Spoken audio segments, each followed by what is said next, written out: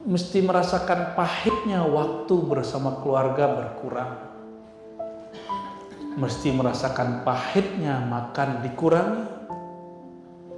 Ya, benar nggak? Jadi kalau maunya enak-enak aja, ngaji-ngaji aja nggak bisa. Ngaji itu syarat masuk ke situ. Kalau orang masuk ke situ nggak ngaji, dia terbebani. Kenapa ada orang yang bertahan terus dengan latihan itu? Karena dia punya visi, dia ada ilmunya. Ilmunya dia diajarkan kalau kamu begini nanti tubuhmu begini. Itu sebabnya menetapkan tujuan niat itu sesuatu yang membuat orang berhasil dalam menempuh apapun. Apakah pekerjaan, apakah kuliah, apakah nyantri, termasuk ngaji dan bersuluk bertauhid. Tujuannya harus jelas. Nah, fahruthuha, maka jagalah si kolbu itu, tanamilah isi kolbu itu birriyadat, dengan riyadah, ya, dengan latihan-latihan.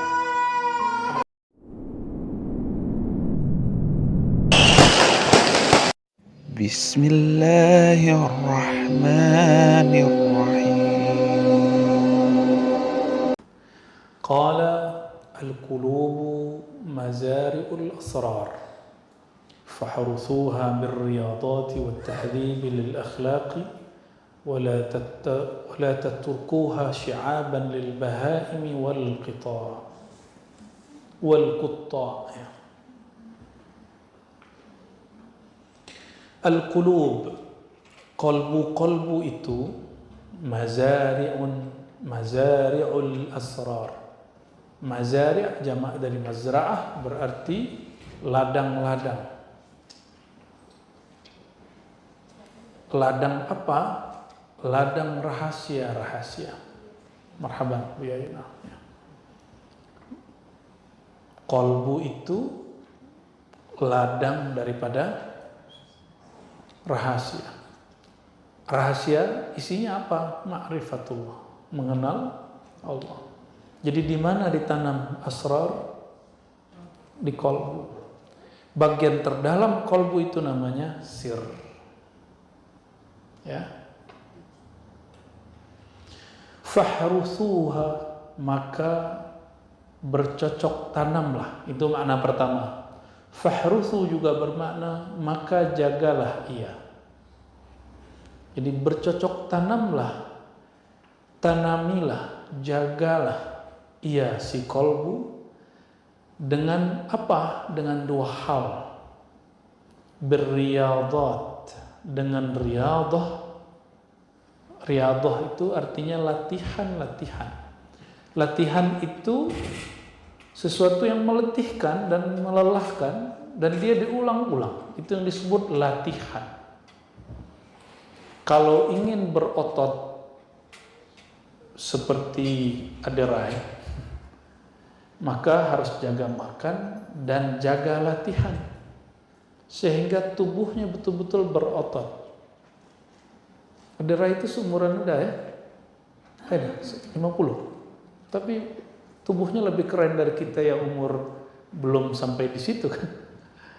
Kenapa? Karena dia melatih mengulang. Coba tanya orang yang workout, yang bina raga. Bina raga, yang dibina raganya. Itu ketika ngangkat berkali-kali, selesai, pegel. Itu yang dicari. Kalau dia nggak ada rasa sakitnya, itu ototnya nggak ketarik, nggak kebentuk. Lemaknya nggak kebakar. Paham maksudnya? Kalau ingin membentuk kolbu, mesti merasakan pahitnya bangun tengah malam. Mesti merasakan pahitnya duit kita keluar berbagi. Mesti merasakan pahitnya waktu bersama keluarga berkurang. Mesti merasakan pahitnya makan dikurangi. Ya? Benar gak? Jadi kalau maunya enak-enak aja, ngaji-ngaji aja nggak bisa. Ngaji itu syarat masuk ke situ. Kalau orang masuk ke situ nggak ngaji, dia terbebani. Kenapa ada orang yang bertahan terus dengan latihan itu? Karena dia punya visi, dia ada ilmunya. Ilmunya dia diajarkan kalau kamu begini nanti tubuhmu begini. Itu sebabnya menetapkan tujuan niat itu sesuatu yang membuat orang berhasil dalam menempuh apapun. Apakah pekerjaan, apakah kuliah, apakah nyantri, termasuk ngaji dan bersuluk bertorikoh. Tujuannya harus jelas. Nah, fahruthuha, maka jagalah si kolbu itu, tanamilah isi kolbu itu birriyadat, dengan riyadah, ya, dengan latihan-latihan.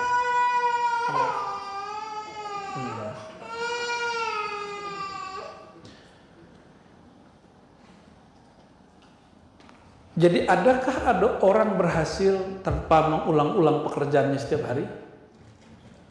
Terus kenapa hari ini para salik, para murid tuh ngeluh, saya udah zikir sama si Anu nggak ada rasanya, gitu. Saya udah zikir si Anu nggak ada tuh makom-makom begitu, nggak ada rasa, nggak ada makom. Itulah rasa dan makom. Orang tahu itu nggak ada rasa karena dia tahu rasa itu apa. Ya, banyak sekali yang mengeluhkan kepada kami, ya, di mana-mana, di semua zawiyah, di semua surau, di semua majelis zikir, kok saya zikir gak berasa apa-apa? Ya karena kurang rajin. Yang baru dirasakan pahitnya, belum merasakan manisnya. Coba rajin, lama-lama nanti ya seperti ototnya sakit, nanti lama-lama jadi enak. Ya, orang-orang latihan apa saja. Saya dulu senang latihan apa? Kita dulu ikut tarung derajat, ikut karate, ikut silat. Saya suka ikut, ya. Itu kalau latihan awal-awal pegel, tapi lama-lama kalau nggak latihan pegel. Nah sama. Orang-orang kalau sudah terlatih, justru kalau dia tidak berlatih dia pegel. Nah, kita baru letih pertama sudah mundur. Khidmat capek nggak? Capek. Capek khidmat itu, lelah. Bahkan kadang-kadang hati kita kayak, emang begini perjuangan? Emang apa sih yang aku perjuangkan gitu? Pasti gitu. Bisikan itu akan selalu ada dan itu mesti ada. Nah itulah rahasia syahadat dan doa munajat ilahi anta maqsudi. Lah itu cara melatih nafsiyah yang mengganggu kolbu. Itu namanya riyadah nafsiyah. Ada riyadah si kolbu itu sendiri, kolbiyah itu menyebut nama Allah diulang. Ada riyadah sirriyah. Apa riyadah sirriyah? Latihan menerima asrar-asrar. Walaupun rumit, sulit dipahami otak memang nggak bisa paham, yang bisa paham cuma sir. Jadi kalau ada orang ngaji ma'rifat, jangan ini mah berat, jangan, dengerin aja. Itu buktinya Buya Al-Doni buka Sirul Asro banyak yang minat, ya kan? Betul nggak? Alhamdulillah. Padahal nyantri kapan? Paling tamatan pesantren kilat. Tapi pada doyan kan? Pada demen, pada seneng, malah kecanduan. Buya Al-Doni nanya kemarin, kitab apa lagi nih? Ulang lagi kitabnya sampai mateng di luar kepala.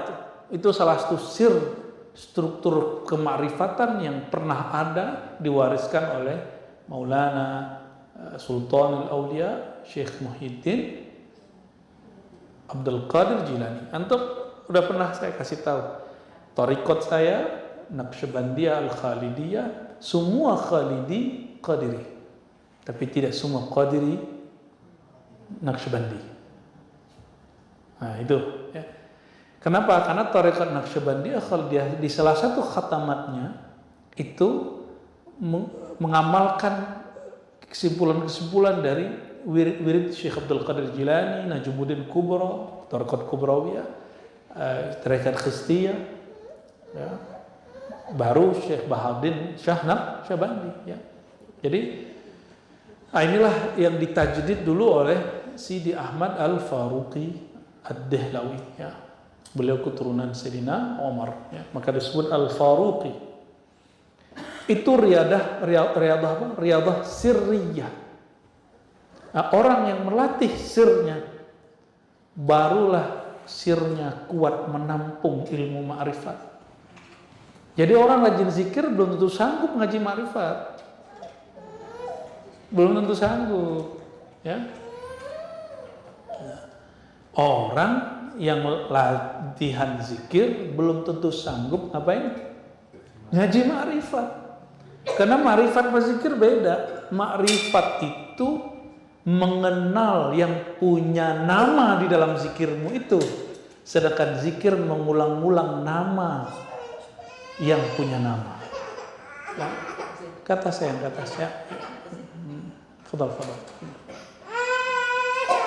Dah. Assalamualaikum. Biasanya pakai dah sama kita. Maka di atas puncaknya baru ar-riyadhah ar-ruhiyah. Berarti riyadhah ada berapa jenis? 4. Ya, ini semua dari kitab. Ya, kita ngambil dari kitab. Karena antum maunya kita mau dari kitab, nggak mau dari kolbu. Ya, kan nanya mana kitabnya, mana dalilnya, ini kita kasih. Ya. Dan itu dijelaskan dengan baik kalau oleh Imam Najmuddin Al-Kubra, tapi beliau menyebutkan 3, disimpulkan semua thariqah itu beliau simpulkan 3 dalam Risalah At-Turuq Ilallah. Thariqah itu 3 aja bagiannya. 1, thariqah abidin, ahli ibadah, sukanya sholat, zakat, puasa, riyadhah, ziarah, haji, umroh, ulang. Itu thariqah abidin. Thariqat kebanyakan ahli ibadah. Thariqah ini juga bila disebut thariqat zahidin, orang yang zuhud, ya. Tapi tidak semua yang abid itu zahid. Yang kedua, thariqah salikin, orang-orang yang bersuluk, berkhalwat dengan cara riyadhah nafsiyah dan qalbiyah, 2 itu. Jadi dia mengurangi tidurnya, memperbanyak zikir kolbunya, memperbanyak puasanya, memperkuat rasa sabarnya. Gitu. Orang-orang seperti ini dia akan kuat, jiwanya kuat. Jiwa dia kuat. Tapi mereka masih pemula dalam ma'rifatullah. Masih pemula dalam ilmu ma'rifatullah. Maka beliau mengatakan ada thariqah ketiga as-salisah. Imam Najmuddin Al-Kubra dalam kitab apa? Risalah At-Turuq Ilallah. Apa itu? Thariqatul mahabbah. Saya menyebutnya thariqah ma'rifah, thariqat cinta. Bisakah cinta tanpa kenal? Nah, beliau langsung sebut ujungnya. Kalau kita dari awal dulu, ma'rifat dulu, kenal dulu. Itu artinya ma'rifat. Ma'rifat apa artinya? Kenal dulu baru cinta. Enggak kenal, enggak cinta. Ternyata kalimat itu dari kalimat sufi. Ya, tak kenal maka man lam ya'rif lam yuhib. Siapa yang tidak kenal enggak akan pernah jatuh cinta. Gitu ya. Itu tolong dibantu. Oke. Kalau kita tadi kita bagi berapa? 4. Ya. 4 ini kira-kira sudah diringkas-ringkas, ditambah-tambah mana yang ketinggalan. Yang terakhir riyadhah ruhiyah, itulah isinya ma'rifat, mahabbah, ma'rifat, mahabbah. Apa yang dimakrifati? Semua sisi tentang Allah. Tetapi thariqat ruhiyah, araftu rabbi bi rabbi, kata Sayyidina Ali. Aku kenal Allah karena Allah mengenalkan dirinya kepadaku. Jadi kalau Allah nggak mengenalkan dirinya, Allah mengenalkan diri dengan 2 wajah. Ada wajah uluhiyah, maka Allah datang bertajalli langsung ke dalam diri orang itu dan mengatakan ana rabbuka. Itu seperti Nabi Musa. Hei Musa, ya, falamma ataha nudiya ya Musa. Ya. Maka tatkala Sayyidina Musa datang kepada cahaya api yang ada di Tur Sina, Gunung Sinai itu, maka ada seruan, ya Musa, innani, sesungguhnya aku, gimana kalimatnya Sani, innani ana rabbuka, gitu ya. Falamma ataha nudiya ya Musa, maka tatkala datang dia kepadanya, maka diserulah Musa, wahai Musa, ana rabbuka fakhla'na alaik innaka bil wadil muqaddas tuwa. Aku rampas coba diluruskan sama Hafiz Dawami ini. Akulah Tuhanmu. Jadi yang berseru siapa? Nah, itu Allah bertajalli lewat sama, lewat kalam. Kepada siapa? Sayyidina Musa. Itu namanya apa? Itu tajalli atau ta'rif uluhiyah. Allah mengenalkan keuluhiyannya, kerububihannya langsung kepada Sayyidina Musa. Ada yang lewat perantara, lewat guru, lewat nabi, lewat wali, lewat syekh, lewat orang tua, lewat kiai. Nah, itu sama, cuma beda makom. Cuma beda makom, ya. Dan itu juga terjadi pada Syekh Abdul Qadir Jilani. Dalam kitab beliau Al-Fathur Rabbani, beliau menyebutkan hal tersebut. Dan akan berlanjut kejadian itu kepada semua wali-wali kutub sampai akhir zaman. Akan berlanjut. Ya, jadi ayat itu ditulis begitu supaya orang faham, ulama pewaris para nabi. Ini rahasianya, ya. Bukan wali kutub kalau Allah nggak mengenalkan diri kepada dia. Gitu aja, kontan cash, kita main cash aja sekarang. Banyak banget orang-orang merendahkan wali atau mewalikan orang yang tidak wali hari ini. Sembarangan ngasih gelar-gelar kutub. Kutub kupret kali. Sorry, ya. Jelas kaidahnya. Itu diturunkan sendiri oleh Allah Ta'ala, diterjemahkan Sayyidina Ali karramallahu wajhah. Apa kata beliau? Araftu Rabbi. Rabbi itulah kekutuban beliau, Sayyidina Ali. Tugasnya apa? Nah, bedakan nih, dia wali kutub. Tugasnya apa? Ana Madinatul Ilmi, kata Rasulullah SAW. Wa aliyun babuha. Aku pintunya ilmu. Itu tugas kewaliannya. Gitu ya. Bisa bedain? Assalamualaikum. Jadi bisa dibedakan, ya.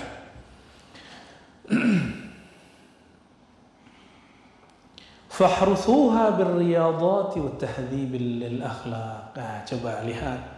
Hari ini orang membayangkan tasawuf itu cuma urusan melatih akhlak kepada makhluk. Mereka lupa akhlak kepada Khalik. Akhlak kepada Khalik. Jadi tahzibul akhlak ada dua. Akhlak tiga malah. Akhlak kepada dirimu, akhlak kepada sesamamu, lalu akhlak kepada Rabbmu. Tapi hari ini kita sering dengar tasawuf itu cuma sabar-sabar, ya, apalagi syukur, nerimo. Iya, itu benar. Cuma untuk sampai ke sana, kalau nggak dilatih nggak mungkin.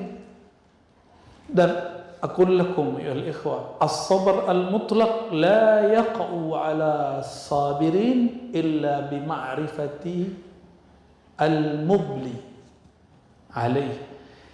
Orang itu nggak sampai kepada makom sabar yang mutlak kalau dia tidak mengenal siapa yang mengujinya.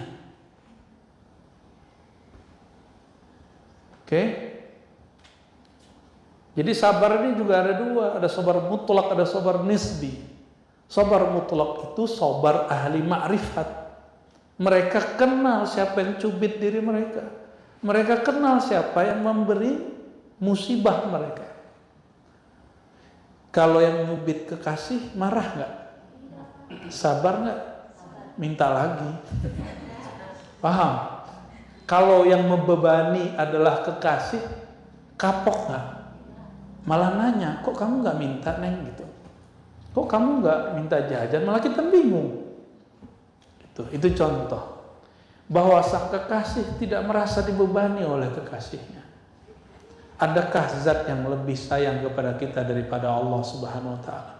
Allah pernah ngeluh nggak sama antum semua? Kita kan yang suka ngeluh sama Allah. Ya. Allah pernah khianat nggak beberin rahasia antum? Kita yang nuduh Allah. Kita yang nuduh Allah berkhianat padahal kita yang berkhianat. Ya. Jadi tahzib itu artinya menata akhlak. Apa arti tahzib? Menata. Tahzib itu juga berarti meringkas. Maka yang tepat di sini adalah menata akhlak. Sanggupkah menanam sendiri, berlatih sendiri? Sanggupkah menata sendiri? Berarti wajib punya. Kalau antum sanggup silakan coba aja sendiri. Coba sendiri kalau bercanda. Cobain sendiri ya. Baca kitab mah gampang. Diuji coba.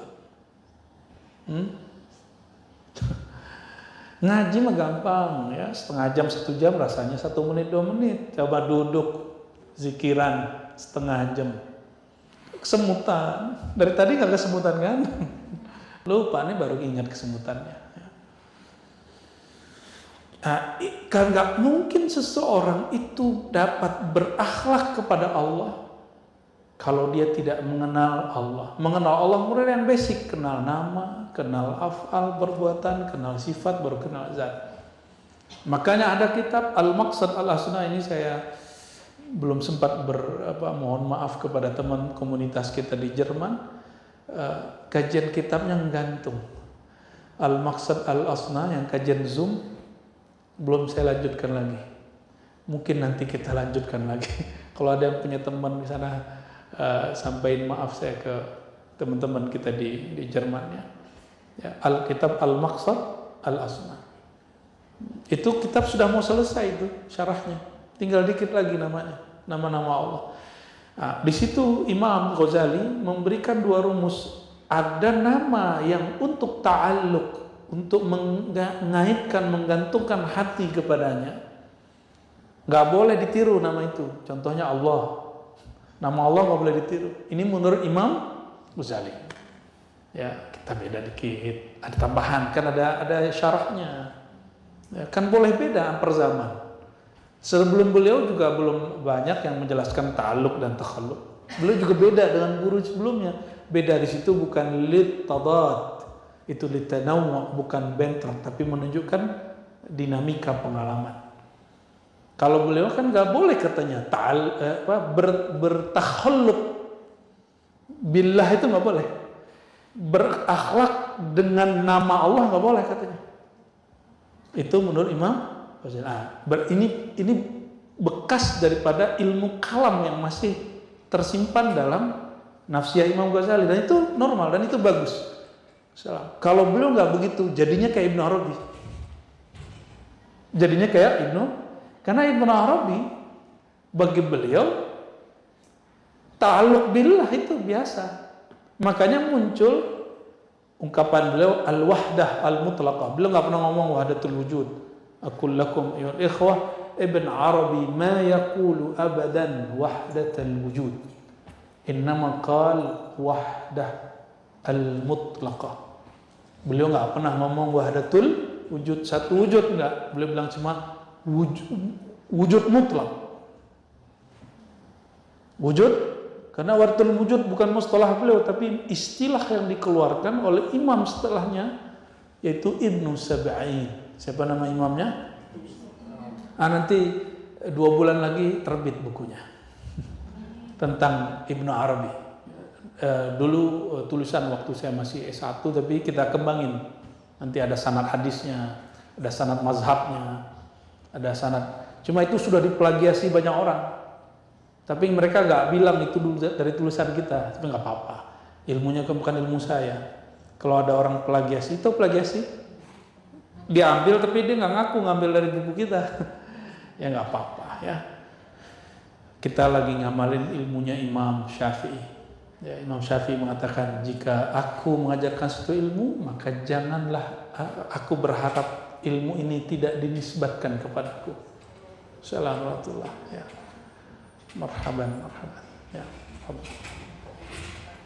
Oke. At-tahzib lil akhlaq. Jadi beliau mengajarkan apa? Ta'alluq. Ta'alluq kata Imam Ghazali, takhalluq. Ya. Tapi alasan beliau kuat.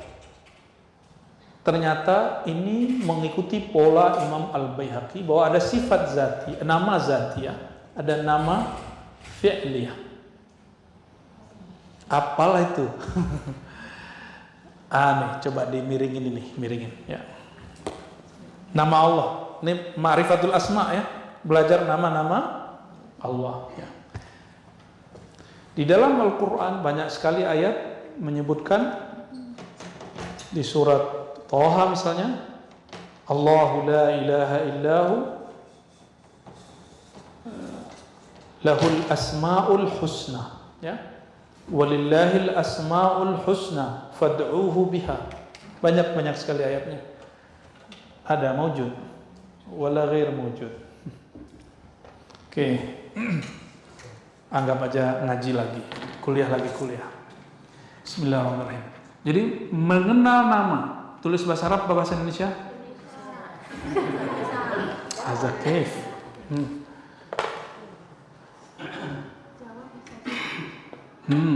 Fi indak mujud. Tes dulu.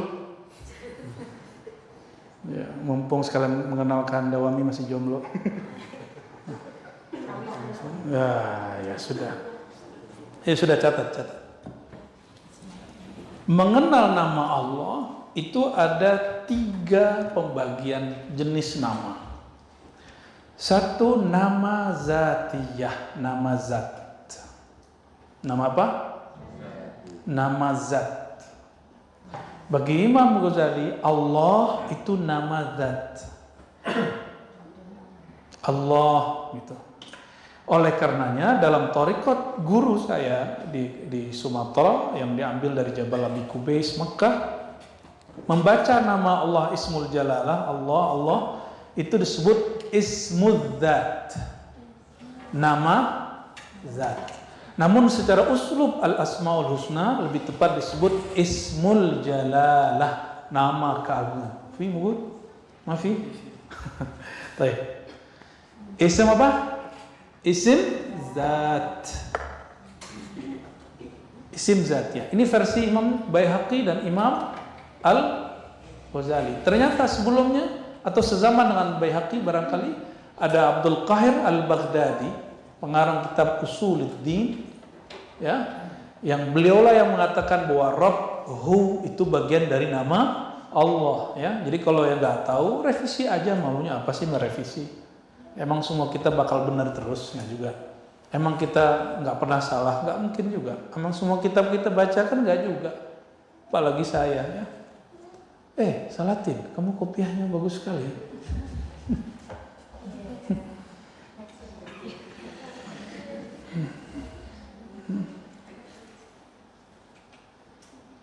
Oke. Yang kedua, asma fi'liyah, nama fi'il. Nama fi'il.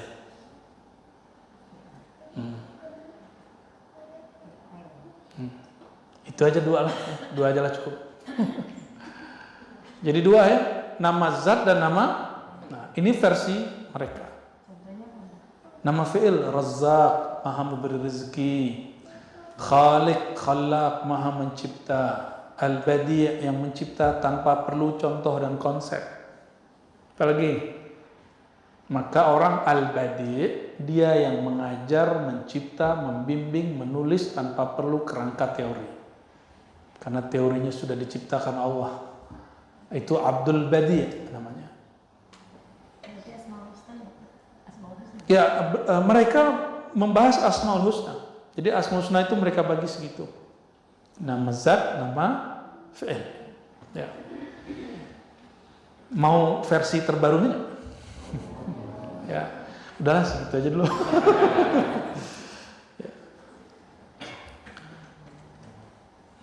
Ternyata nama zat itu ada nama zat yang terdapat di Al-Asmaul Husna, ada nama zat yang terdapat pada af'al perbuatan, ada nama zat yang terdapat di sifat Allah, ada nama zat pada zat Allah.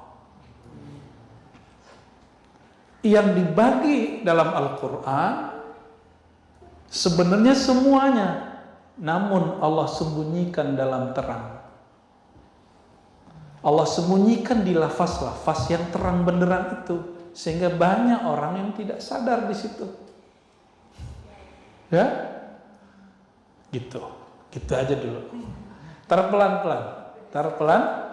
Ya, saya bolehnya nyampe sampai segitu dulu. Ya, tar kapan lagi ditambahin lagi. Tapi ingat-ingat, gimana tadi kalimat terakhir?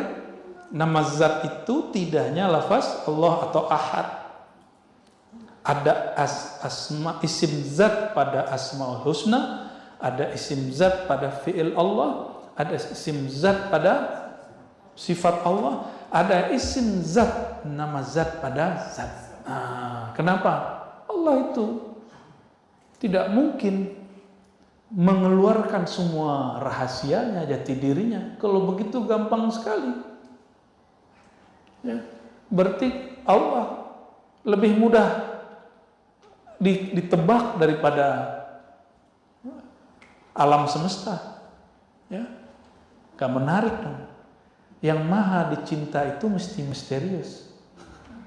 Ya, cinta kita aja misterius, apalagi yang maha dicinta. Cinta di kolbuin aja misterius, apalagi Allah yang menitipkan rasa cinta itu.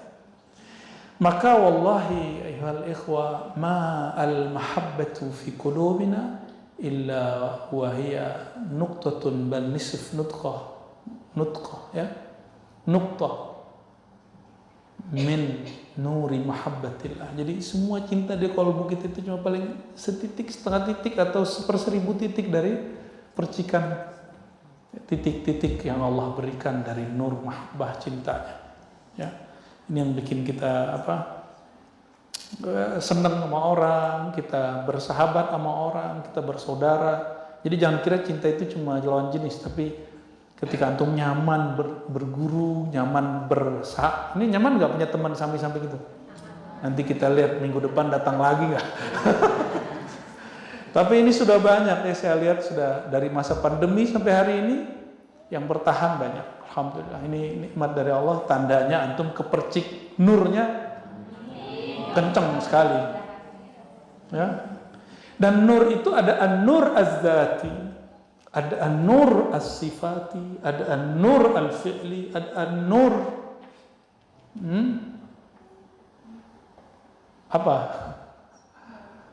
al-ulwi. Nur al-ulwi disebut Asmaul Husna. Khalas. Ya, tapi kan beres. Maka yang disebut al-ismul a'zam, yang dikira orang ismul a'zam itu apa gitu ya? Ya, ini ada yang dikira orang awam, ada yang dicapai para salik, ada yang dicapai para ahli ma'rifat. Beda-beda lah. Ya, mungkin mereka mengobral ismul a'zam, nama agung ini bahaya loh. Kalau saya berdoa dengan nama itu, saya ngomong apa, itu sama kayak kun, langsung fayakun, langsung jadi deh. Itu disebut al-ismul a'zam. Mungkin Dawahmi ini baca, bagi dia itu ismul a'zam, lafaznya. Kan di dalam lafaz ada yang dilafazkan, ada huruf yang dikatakan, ada sir yang disimpan. Nah, sirnya itu yang sebenarnya berkait dengan al-a'zam. Lafaz mah ya hayyu qayyum bisa jadi ismul a'zam. Beda itu sir di dalamnya itu. Ya. Baik.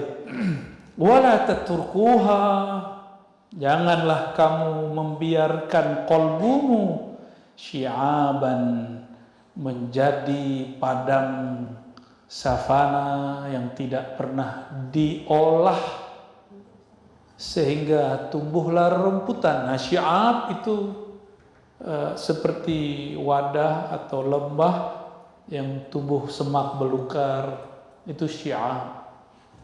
Ya, lil bahaim, yang dimakan oleh binatang ternak, wal qutta, dan orang-orang yang memotongnya, yang nyabit rumput maksudnya.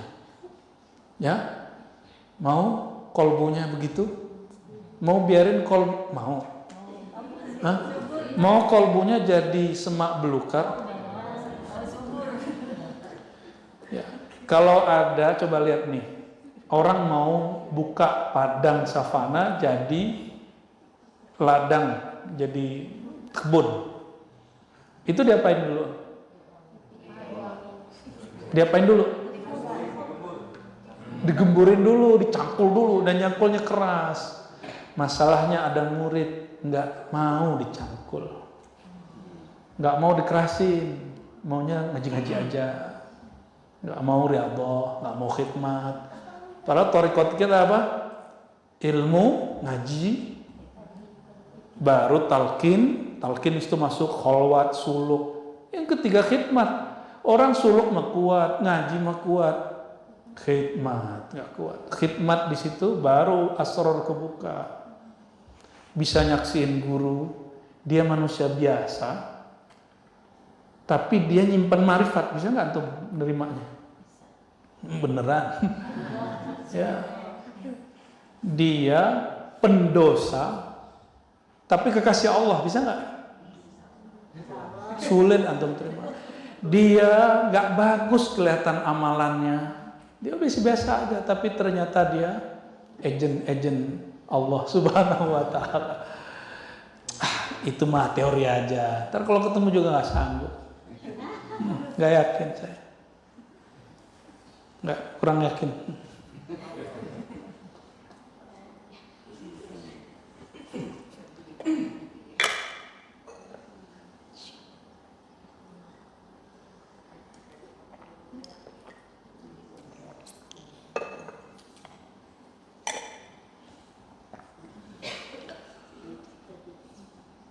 Yang disebut bahaim dan qutta siapa?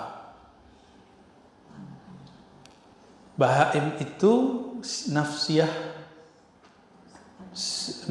bahimiyah, sifat tamak dalam diri. Qutta itu sifat buas di dalam diri. Jadi jangan biarkan kolbumu dikuasai oleh sifat hewani, baik hewan ternak ataupun hewan buas.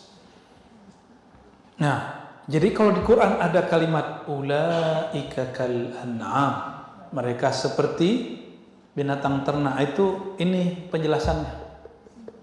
Ini. Jadi ini bukan untuk orang yang beda paslon sama kita. Bukan karena dia 01, 02, 03, kan sekarang lagi begitu kan? Enggak, ya. Saya mendoakan mereka semuanya diberkahi Allah. Ya, diberikan yang terbaik bagi Allah. Kalau yang terbaik biar Allah memilihkan. Ya. Yakhtar fima la takhtar. Ya. Dia yang pilih, bukan kau yang pilih. Nah, kita zahirnya aja yang nyoblos. Jangan golput ya. Jangan golput, ya. Kalau antum golput, waduh gawat ini. Orang-orang yang ngaji juga golput, gimana yang nggak ngaji ntar nih?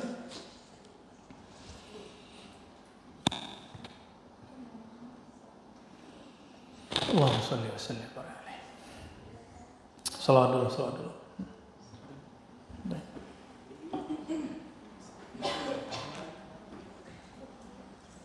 Allahumma sholli wa sallim wa barik alaihi wa ala alihi sallallahu sallam alaihi. Insyaallah. Ya Rasulullah,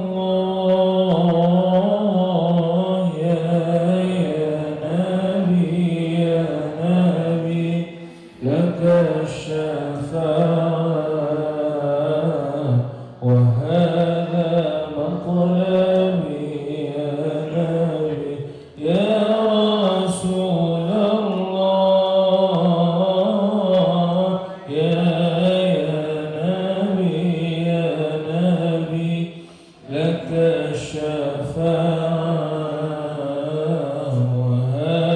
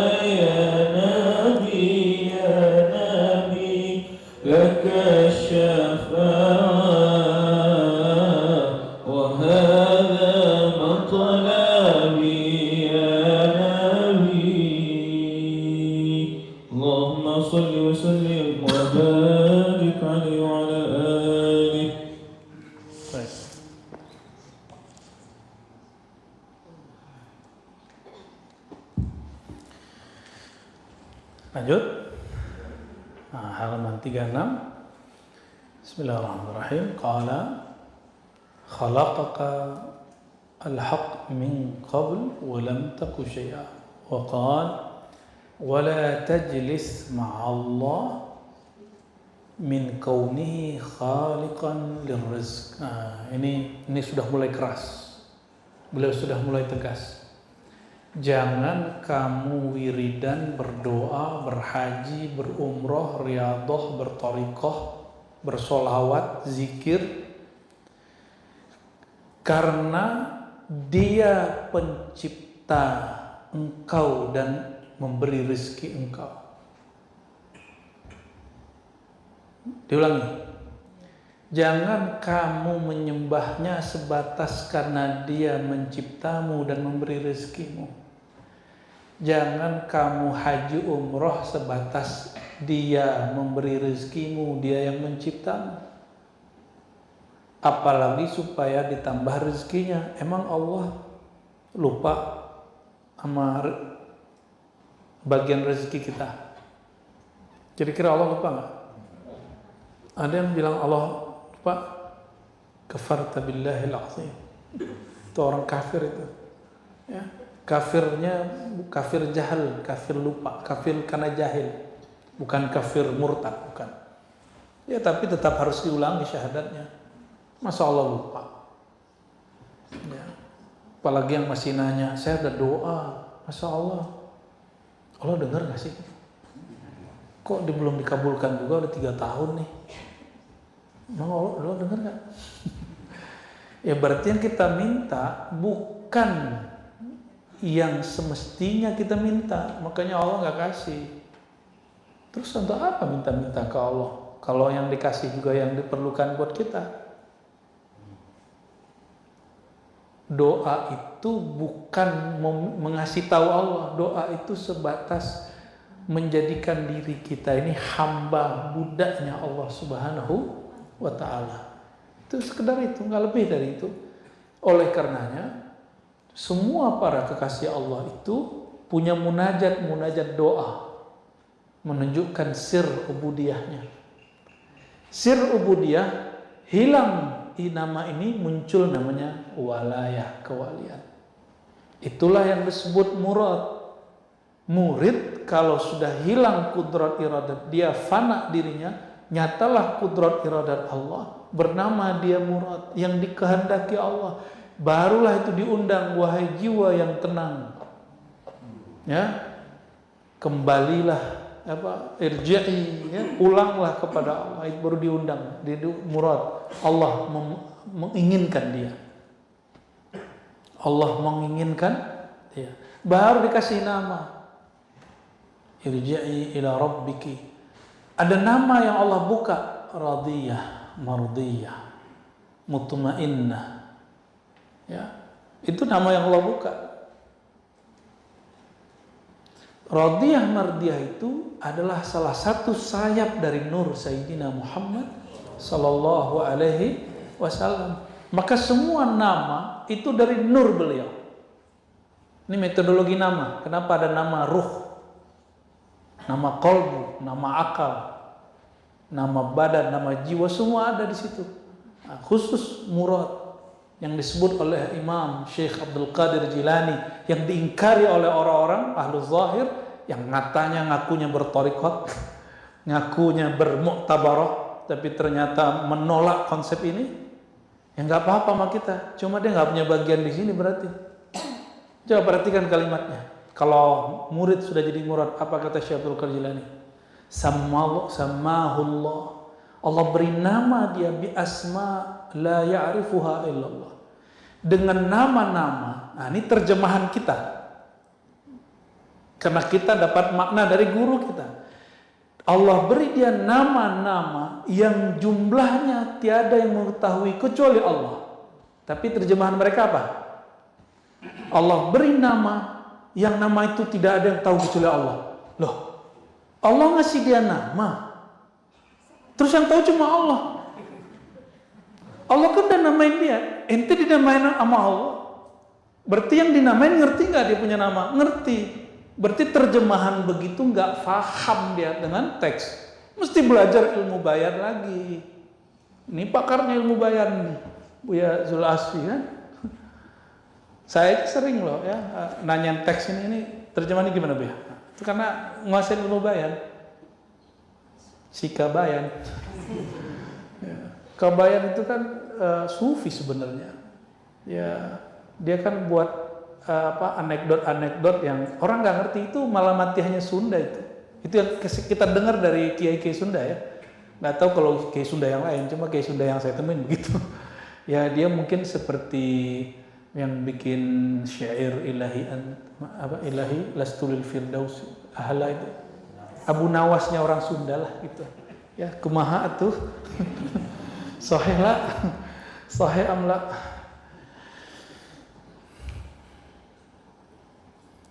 Jadi yang tepat apa? Sammahullah bi asma, ya, Allah beri nama dia dengan nama yang banyak yang hanya Allah yang tahu jumlahnya. Gitu yang pas. Di Quran kan juga ada begitu, la ya'lamul ghaiba illallah, tiada mengetahui yang gaib kecuali Allah. Ternyata ditafsir, kalau Allah kasih tahu, maka ente juga bagian dari orang yang tahu. Maka mesti berta'alluq dengan Allah, baru tahu itu asrarnya Allah.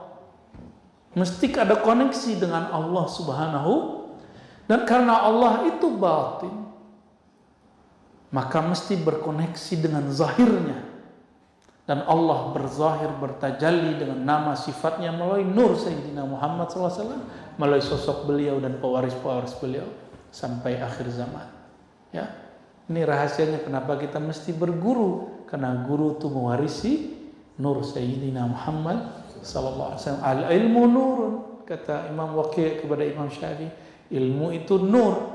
Jadi yang disebut nur Muhammad itu ilmu tentang rahasia Sayyidina Muhammad sallallahu alaihi wasallam. La tajlis ma'allah, jangan engkau duduk amal beribadah, berwirid, baca hizib, karena engkau merasa Allah lah penciptamu, Allah lah yang memberi rezekimu. Kalau cuma sekedar begitu, belum masuk kepada thariqahnya beliau, thariqah mahabbah dan ma'rifat. Baru thariqat orang awam. Orang awam kalau haji umroh ngapain? ngaduin dunianya. Orang awam sholawat untuk apa? Coba masih banyak kan yang ngomong gini, lu sih nggak sholawat maka hidupnya susah. Oh, jadi kalau sholawat hidup seneng gitu. Seandainya ente sholawat hidupnya tetap susah gimana? Masih sholawatnya? Ente sih nggak zikir maka jiwanya gelisah. Seandainya masih gelisah, tetap zikir nggak?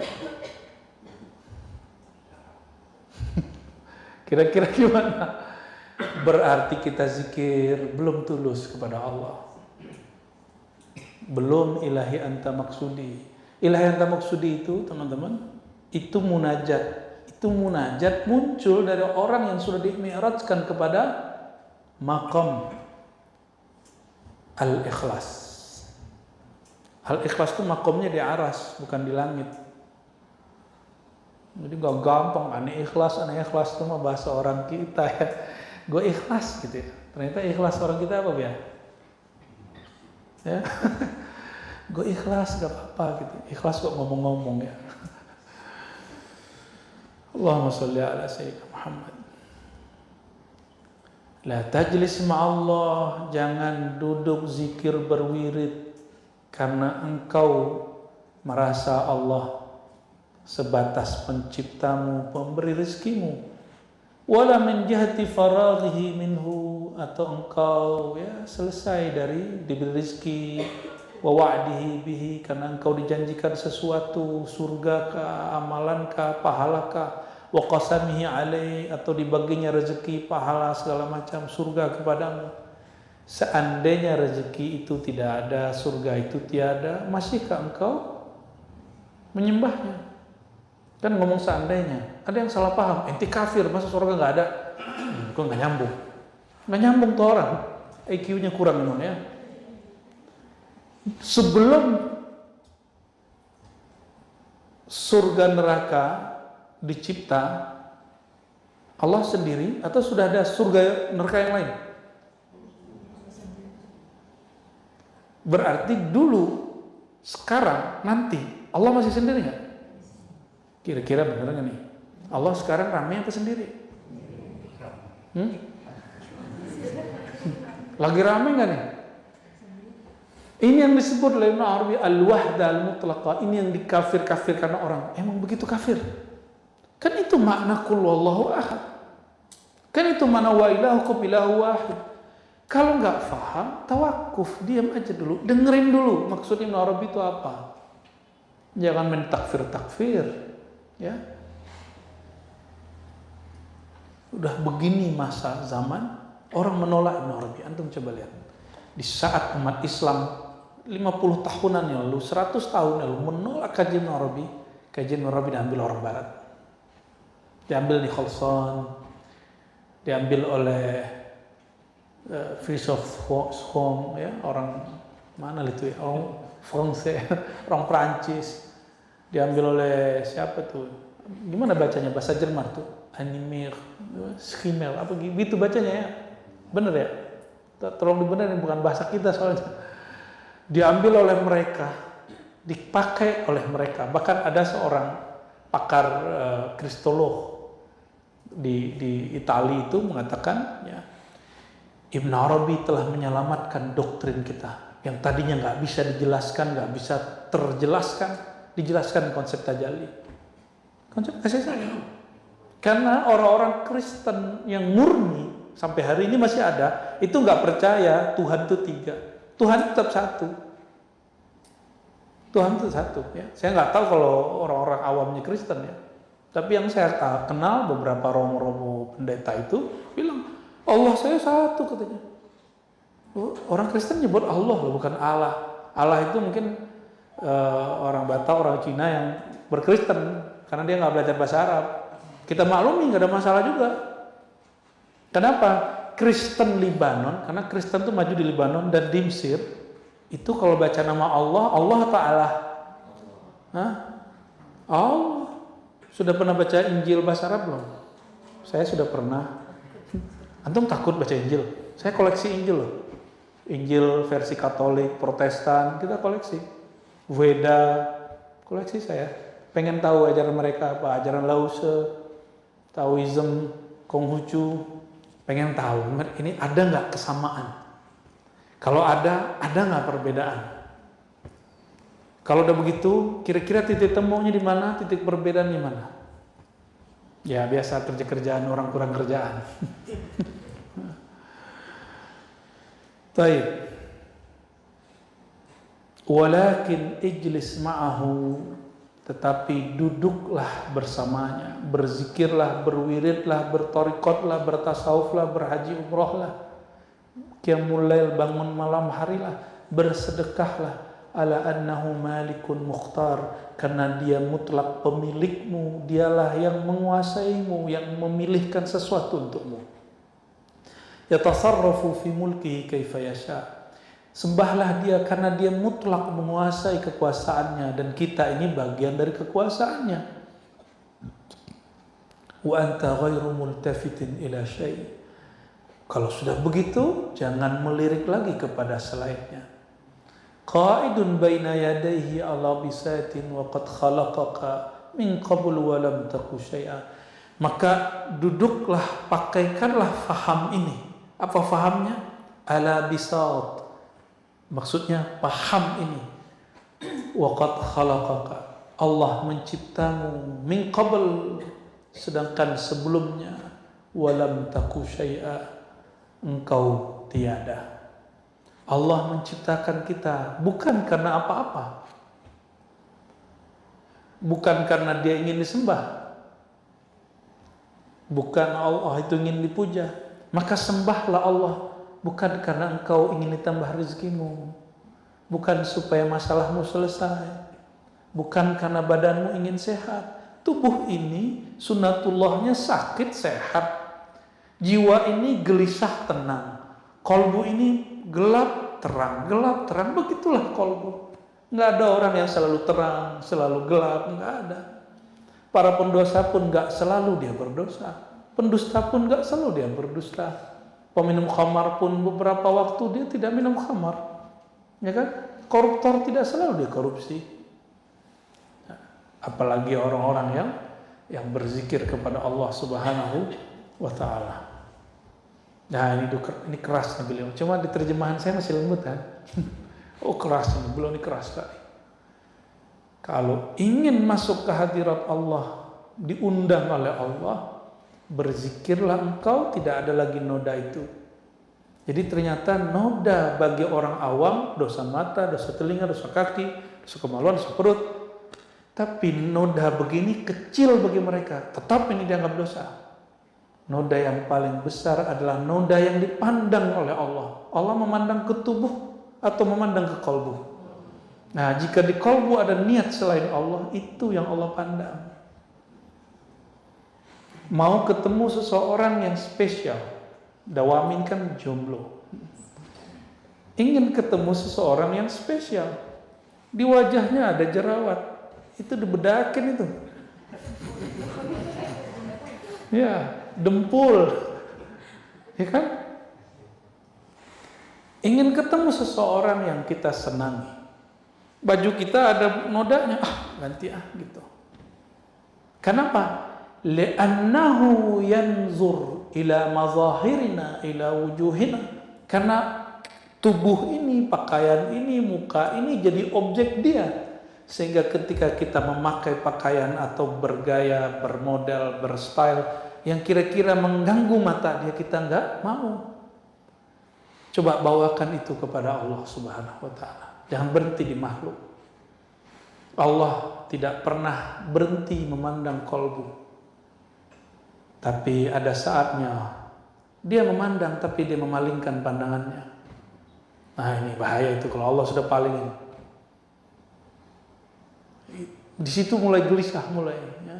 Maka cari lagi perhatiannya, panggil lagi namanya. Ya, lihat anak kecil dia panggil orang tuanya nggak dengar, dia gelisah. Ketika orang tuanya melirik, dia mulai senang lagi. Lihatlah seorang istri, seorang suami, ketika pasangannya tidak melirik dia gelisah. Coba panggil lagi dengan panggilan yang dia suka. Jangan, hoi.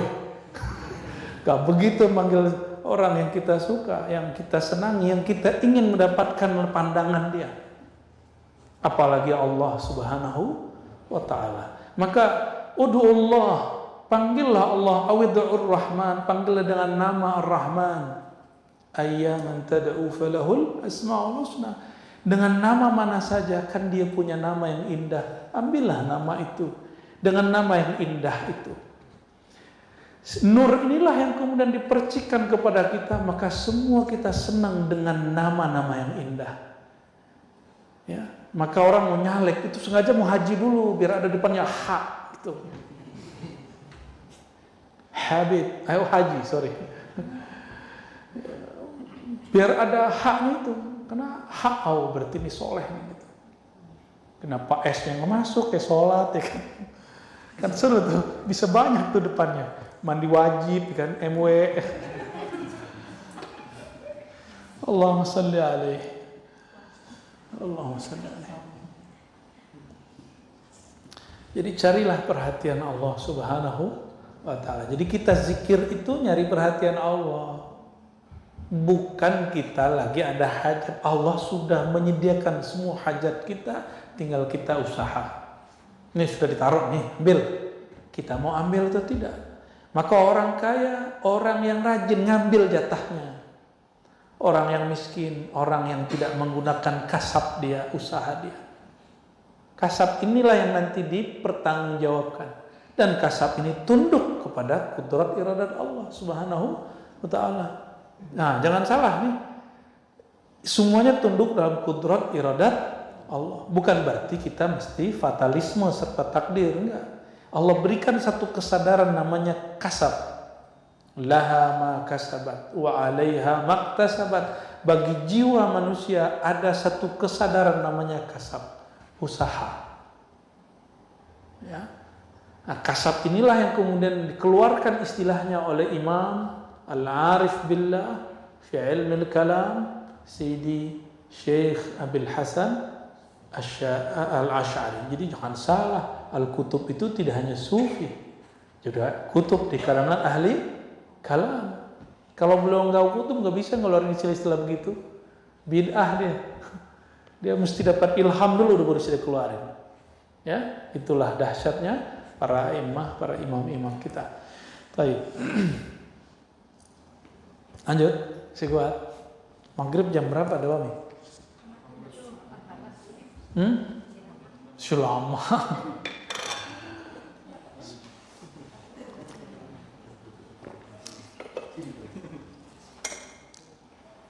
Oke. Ma la yaqa' fihi al-'arifun, yang tidak terjadi pada ahli ma'rifat. Dosa apa yang enggak ada pada ahli ma'rifat? Ahli ma'rifat berdosa? Ahli ibadat berdosa? Para pesuluk berdosa? Para mursyid berdosa? Para santri berdosa? Kiai berdosa? Para pendosa berdosa? Oke. Orang taat berdosa? Iya. Dosa apa yang enggak ada di mereka? Coba perhatikan. Bismillahirrahmanirrahim. Qala kullu ma'siyatin kabiratin wa saghiratin yumkinu an yaqa'a fiha as-salikun wal 'arifun wal 'alimun al muhaqqiqun illa arba'ah.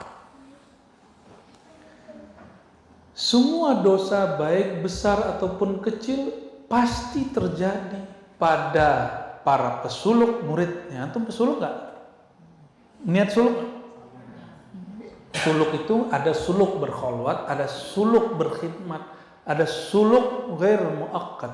Jadi cuma malam gitu zikirannya, itu suluk. Ngaji ini bagian dari suluk. Cuma salik, ada talibul ilm, ada salik yang zakirin, yang ahli zikir. Ini kita bedakan ya.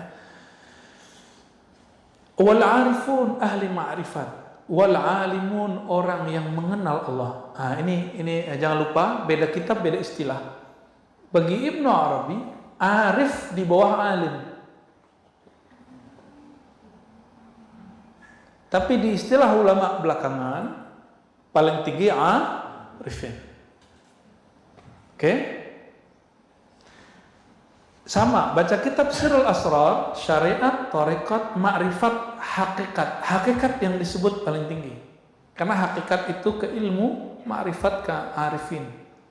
Nah, ini yang dipakai oleh Ibn Arabi. Ibn Arabi berkiblat kepada Syekh Abdul Qadir Al-Jilani. Gitu. Tapi istilah mutaakhirin, orang-orang belakangan, syariat, tarekat, hakikat, ma'rifat. Itu perbedaan buku, kitab, berbeda istilah. Pusing nggak? Saya buatnya. Ini sudah ada nih. Ini perbedaan istilah. Syekh Abdul Qadir Jilani diikuti oleh Ibn Arabi ya. Kita tulis Syekh Abdul Qadir Jilani, S.A.J. Beliau membagi begini. Syariat, waduh, dari tadi nih, benar-benar ujian nih. Syariat, insyaallah. Nanti yang khidmat setiap hari apa nih, Selasa, cek dulu. Siapa tahu lagi Buya Aldami lagi datang awal dosennya kan. Syariat, orangnya namanya fuqaha.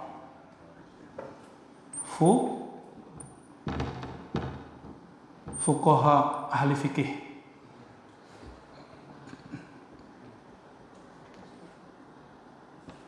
Thariqah, tarekat, nama orangnya apa? Salikun. Orang yang salik. Kasih baris ya. Fuqaha, salikun. Terus ini versi Syekh Abdul Qadir Jilani. Ma'rifat dulu. Kalau versi beliau ma'rifat disebut arifin. Terus baru hakikat disebut apa? Alim. Kalau istilah mutakhirin, orang-orang hari ini dibalik ma'rifat di atas ini, hakikat ke sini. Nah, biar nggak salah ya. Nah, Ibn Arabi ngikutin Syekh Abdul Qadir Al-Jilani.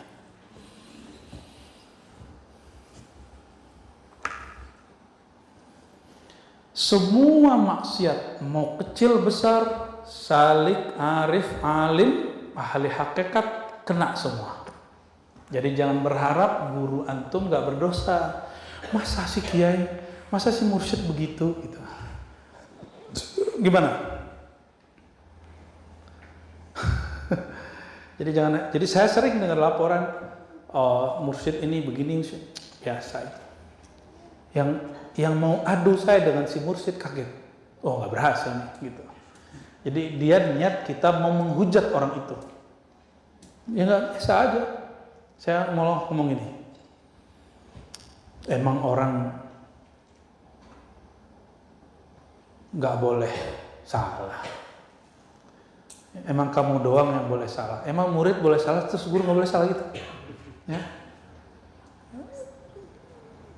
Murid maksiat, tobat. Kalau guru maksiat dihujat gitu. Suka-suka ente buat kaidah ya. Nggak begitu kita berguru. Ya, berguru itu biasa. Nih, anakullakum ya. Ada guru berpolitik terjebak korupsi. Terjebak kepada faksi-faksi, terjebak kepada, mohon maaf, menghujat dengan lawan politik. Itu terjadi di Indonesia dari masa ke masa. Jatman, Jatmi, itu sejarahnya begitu. Tanya Buya, benar Buya? Jatmi dulu Golkar. Orang NU gak puas, buat Jatman. Gitu aja kita bukanya. Ya orangnya itu lagi, tapi ada yang berpisah. Sampai sekarang Jatmi masih ada. Tempat saya masih ada, di Banten masih ada, Jakarta masih ada. Cuma masa sudah berubah. Orang lebih banyak Jatman. Nggak tahu nih Jatman gimana umurnya nanti. Ya, kan ada politik nggak? Pasti ada yang memanfaatkan itu politik, oknum tertentu ya. Oke. Jadi dosa orang politikus ini salah satunya menghujat lawan politiknya. Kalau sufi sama. Ya. Oke. Apalagi dosa masalah asusila bakal terjadi. Semoga di kita nggak terjadi. Amin ya rabbal alamin. Ya. Itu akan terjadi. Dosa apa lagi? Dosa yang paling gampang, ghaflah, lalai kepada Allah Subhanahu wa ta'ala. Jadi itu akan terjadi semua, baik di gurunya, di muridnya, di walinya, di alim marifatnya, kejadian semua. Jadi jangan ngomong gini, masa si wali begitu, masa si mursyid begitu, ente aja yang jadi walinya, ente aja yang jadi mursyidnya, ya. Nah, kecuali empat dosa batin yang nggak akan ada. Ini urusan batin ya, bukan dosa zahir. Pertama, kizib, berbohong, ya. Kalau versi beliau wa in kana fil maslahah, walaupun dalam masalah ini versi Syekh Ibnu Rabi. Tapi kalau kita merujuk kepada Nabiullah Ibrahim gimana? Terjadi. Berarti ini pun mesti harus disyarah. Ya. Bukan dosa yang itu yang berbahaya. Kizib yang berbahaya, al-kizb ala Allah wa rasulihi wa awliyaillah. Berbohong atas nama Allah, berbohong atas nama Rasulullah, berbohong atas nama aulia Allah. Itu yang dimaksud.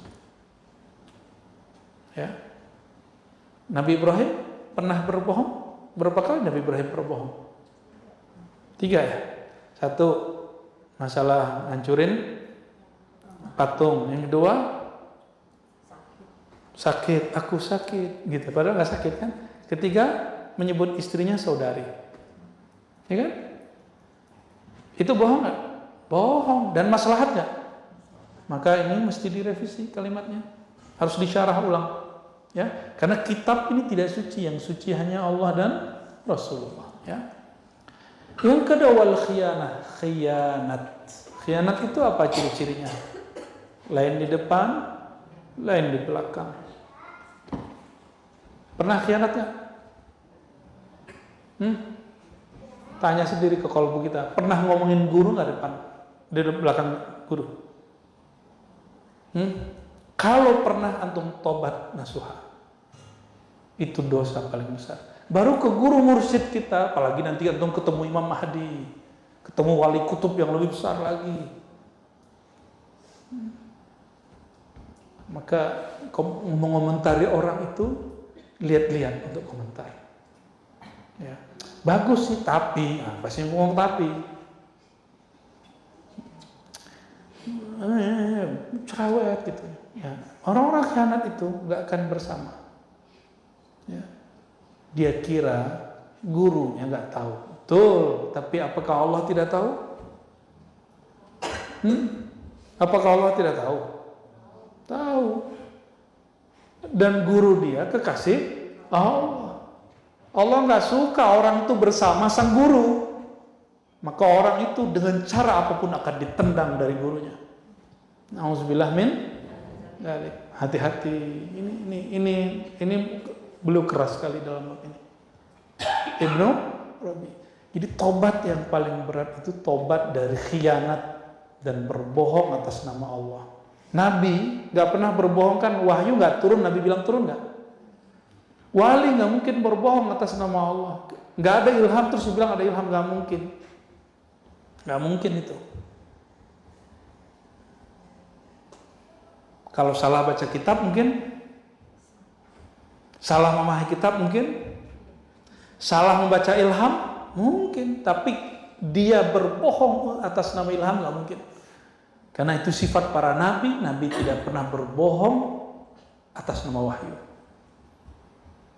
Kalau enggak, untuk apa Nabi ngomong gini ke perempuan yang bertanya, wahai Rasulullah, saya ada masalah begini. Nabi bilangnya apa?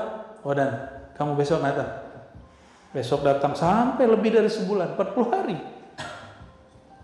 Ternyata Nabi hanya ingin diajar 3 kata, insya Allah. 3 kata itu turunnya sekian hari, puluhan hari untuk diajar ke baginda Nabi Muhammad SAW. Karena itu kalimat penyelamat. Ya. Kalau Allah berkehendak, kalau Allah nggak berkehendak, nggak bisa, ya. Dan yang ketiga, khalful wa'd, melanggar, mengingkari janji. Bedakan orang mengingkari janji dengan lupa janji. Kalau lupa mungkin, kalau mengingkari, kalau wali tak mungkin. Ya, sengaja dia. Kalau lupa mungkin. Maka kalau ada di antara teman kita, guru kita lupa, dia terlihat melanggar janji, kita takwil. Mungkin dia lupa. Tinggal diingetin. Ya. Janji apa? Ini janji kerohanian, bukan bab zahir semua. Ini bab batiniah. Ya. Warriya, tuh kan, dari atas ke bawah semuanya bab qalbu riya, dan gak ada tuh ya mereka riya. Riya itu syirik khafi, dan mustahil syirik khafi ada pada diri seorang wali Allah. Wa dakhaltu ala syekh, nih coba siap-siap dengerin, ini pedes nih telinga dengernya. Dakhaltu ala syekh fasami'tu yakdzib fasaqata min aini. Aku mendatangi satu syekh dan aku dengar dia berbohong dalam bab ilham. Dalam bab apa? Ilham, ya. Maka gugurlah dia kehormatannya dari pandanganku. Wa dakhaltu ala syaikhin akhar, ini yang pedas. Aku mendatangi seorang syekh, fara'aituhu yashrabul khamra. Aku lihat dia minum khamar, kan pusing antum kan? Syekh mursyid minum khamar, gimana ceritanya itu? Falam yaskut min aini, tapi dia tidak jatuh kehormatannya di pandanganku. Kenapa? Dia tidak melakukan empat yang tadi. Dia pendosa zahir, bukan pendosa batin. Wa da'autu lahu, aku berdoa kebaikan untuknya. Bisa begitu? Ya. Yang pertama mutasyayikh, yang kedua malamatiyah. Inilah malamatiyah. Yang pertama mutasyayikh, syekh palsu berjubah mursyid. Yang kedua mursyid berjubah pendosa. Dia berjubah. Kenapa dia begitu? Supaya orang membenci dia. Saya punya seorang guru, supaya dia enggak dijadikan guru sama orang, dia main togel gitu. Pasang togel dia. Kabur muridnya, betul kabur muridnya. Tapi yang ngerti enggak. Yang ngerti tahu, oh ini biar kita kabur ini. Gak ada yang begitu. Ya. Makanya beberapa kekasih-kekasih Allah itu gak sanggup diikuti muridnya. Karena kalau muridnya ikut, setiap saat dia astagfirullah. Apalagi. Begitulah ya. Jadi kita beruntung, antum beruntung. Maka kita diribat. Yang kita sajikan dan guru-guru antum semua ya, itu lebih kepada mazhab kesufian, manhaj kesufian, sufi. Walaupun kita nggak pantas menjadi bagian dari mereka, tapi minimal kita menirukan nilai-nilai mereka. Ya. Masa orang kayak saya sufi, ya kan? Suka film kali. Buya Aldam sufi, nggak percaya. Apalagi Buya Asfi ini ya, nggak yakin kita. Mana ini nih, siapa nih? Kohar, yang masih galau masalah beasiswa. Buya Yunal yang sampai hari tesisnya belum jadi kan. Kami ini gak pantas jadi sufi. Saya galau, ini profesor nggak ya? Gitu, mikir juga gitu. Benar kan Buya Dr. Adam ini mikir begitu ya. Udah punya target-target tuh, mau dokter gimana ya, mau profesor gimana. Allahu Akbar. Apalagi syekhnya makai dunia. Masa antum kalau gini, kalau syekhnya jalan kaki, wah ini mursyid beneran nih.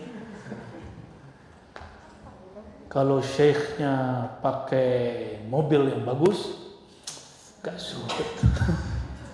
Kak Zuhud cinta dunia nih. Ini guru kita lagi diuji nih ya. Yang diuji ente. Dia mana beres. Guru-guru itu ngerti bahwa orang-orang yang bersyukur, at-ta'imus syakir kas-sha'imus sabir. Orang yang bersyukur, makan dan dia bersyukur, menikmati dunia dan bersyukur, itu setara dengan orang yang bersabar dan dia puasa dia sabar. Pilih mana? Pasti pilihnya syukur. Tapi kan dua-duanya mesti dialami. Orang gak akan bersyukur kalau dia gak pernah susah. Orang tidak akan merasakan nikmatnya air kalau dia gak puasa. Orang gak akan merasakan nikmatnya makan kalau gak pernah lapar. Gitu. Lalu kenapa terjadi maksiat di muka bumi? Supaya orang gelisah dan dia mencari ketenangan bersama Allah. Ya. Jadi benarlah kata Ibn Athaillah, kadang-kadang pemaksiat itu lebih cepat sadarnya daripada orang taat. Karena orang taat baru zahirnya, batinnya sombong dan ria. Kalau orang maksiat, dia ya Allah, aku pemaksiat, ya Allah, selesai. Dia tobat. Tobat itu pakaian dalamnya wali. Nah, ini bahasa jorok nih. Pakaian dalam boleh dicoba nggak? Nggak boleh. Dipakai terus. Maka ma min waliyin illa wa huwa taibun ila Allah. Tidak ada kekasih Allah, wali Allah kecuali salah satu pakaian tetap dia yang nggak pernah dia copot-copot adalah ya kira-kira gitu ya. Kalau baju luar mah bisa kita copot, di rumah kita copot, tiduran kita nggak pakai baju begini, tapi kita pakai baju singlet, pakai jangan nggak pakai kolor nanti kalau tidur ini. Make ya, pasti make. Ini bahasa vulgarnya ya. Allahumma sholli ala sayyidina Muhammad wa ala sayyidina. Tapi oleh salah satu mursyid kita diringkas,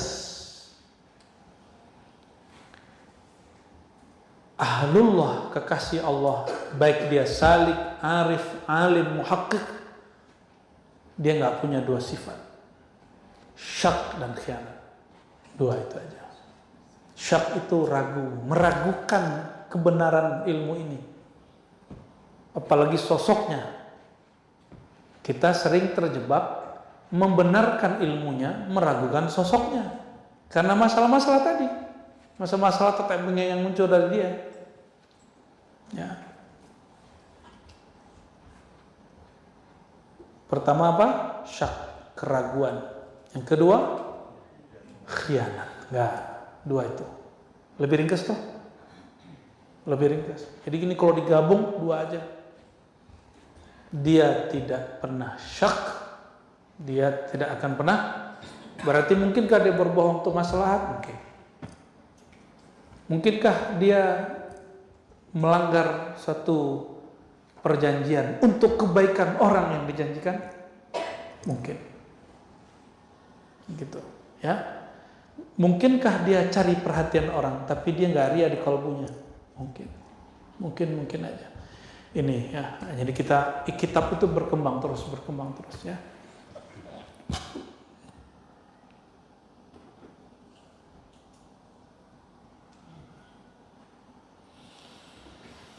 Masya Allah, ini kitab pilihan Buya Asfi ini ngeri-ngeri bahasanya. Ini Buya tolong jawab nih Buya. Udah dulu lah ya. Barangkali itu teman-teman, salah satu daripada kitab yang kita ajarkan di tempat kita ini. Berarti sudah berapa kitab tasawuf yang kita ajarkan di sini Buya? Mulai dari awal ya, Khatmul Awliya, Awariful Ma'arif, Zubat Tasawuf, Ibnul Is, Izzuddin bin Salam, Hikam, Tahadus bin Ni'man ya, mensyukuri nikmat.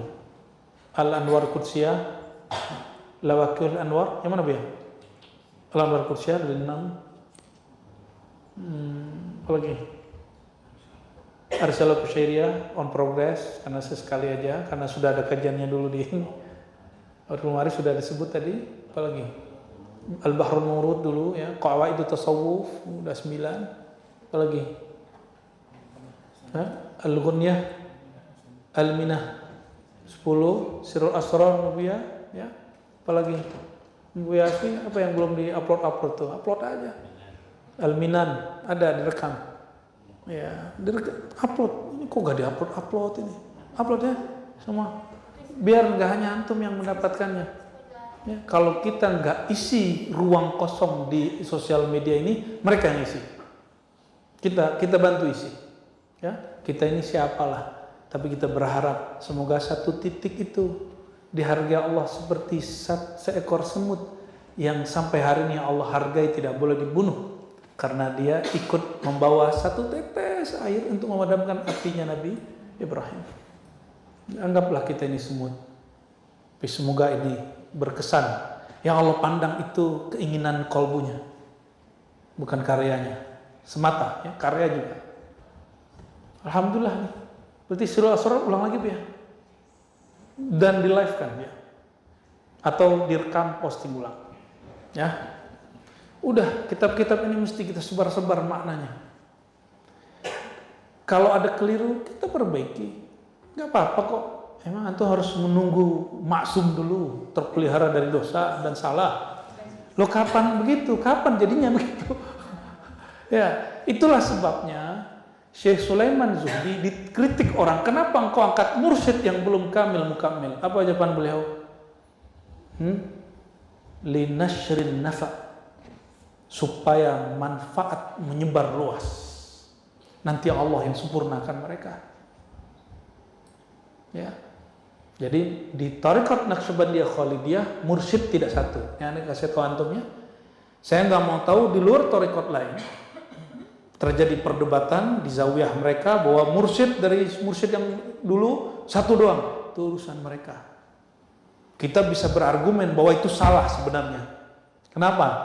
Kan dari awal orang yang menggabungkan dua thariqat itu, satu thariqat Qadiriyah dan satu Naqsyabandiyah, namanya Syekh Ahmad Khatib Sambas, punya murid banyak. Syekh Abdul Karim Batani, Syekh Talha, ada siapa? Azim Madura, apa tuh? Banyak sekali sampai ke Bima.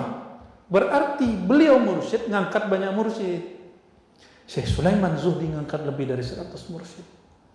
Syekh Khalid, Maulana Khalid Al-Baghdadi Sumad Dimashq mengangkat puluhan mursyid. Ya boleh. Yang sempurna hanya Allah.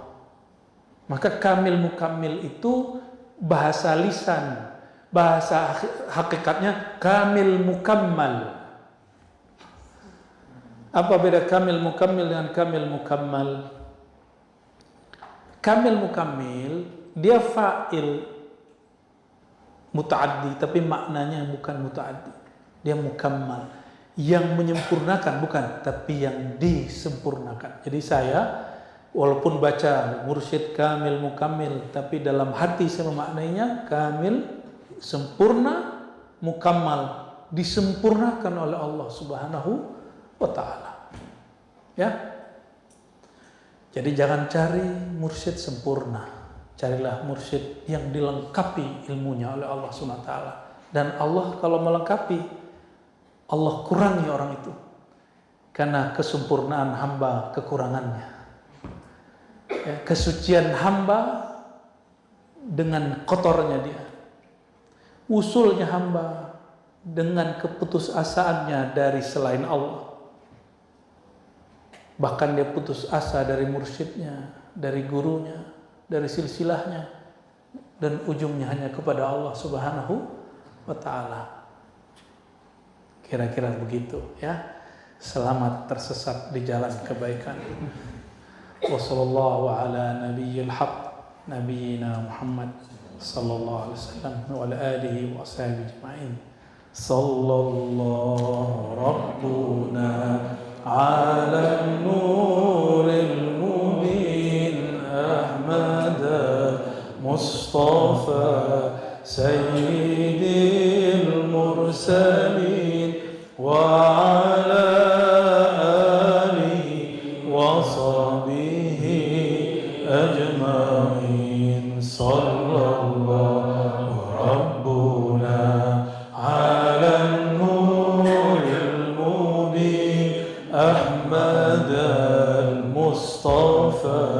سيد المرسلين وعلى آله وصحبه أجمعين صلى الله ربنا على النور المبين أحمد المصطفى سيد المرسلين وعلى آله وصحبه أجمعين إلى روح النبي صلى الله عليه وسلم وإلى إخوانه من الأنبياء والمرسلين والصحابة والتابعين والعلماء المحققين والأولياء العارفين وخصوصا سيد الشيخ عبد القادر الجيلاني كتب الرباني وخصوصا إلى روح سيدنا بالحسن الغوثي الشاذلي وإلى إمامنا محمد بهاء شاهدك شبا وإلى إمامنا سيدنا أحمد تيجاني وأحمد رفاعي وأحمد بن إدريس الإدريسي ومحمد بن علي السنوسي ومولانا خالد البغدادي ومولانا عبد الله فندي وسليمان القريمي وإسماعيل بن عبد الله الجاوي وإلى مولانا شيخ محمد طاهري وإلى شيخنا محمد جميلي وإلى شيخنا محمد الياسين وإلى شيخنا محمد زاهد محمد أي سلطان محمد نور الدين وإلى إمامنا في آخر زمان سيدنا المهدي خليفة الله الفاتحة. الحمد لله رب العالمين.